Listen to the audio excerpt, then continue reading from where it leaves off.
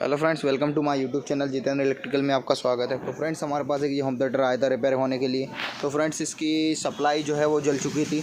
तो सप्लाई ये जल चुकी थी तो इसका प्रीसेट जो मॉसफेट है वो जल चुका था। इसका नंबर आप देखते हो तो 8N60F। तो इसकी जगह हमने हमारी पावर सप्लाई लगाई है जो कि 110 वोल्ट की है। इसको 0 पोजीशन पर सिलेक्ट करके इसमें हमने कनेक्शन कर दिया है। कनेक्शन करने के बाद इसमें लगा रहे हैं, अभी लगाने वाले हैं हम। तो उसमें चला कर देखने वाले हैं ये कैसी क्वालिटी रहती है। ये जेब्रॉन इसका होम थिएटर है, अभी लगाते हैं। तो इसके साथ में एक और बूफर है फ्रेंड्स, ये रखा है इसका बूफर। ये 8 इंची के अंदर बूफर है फ्रेंड्स। तो इसको कंप्लीट कर देते हैं।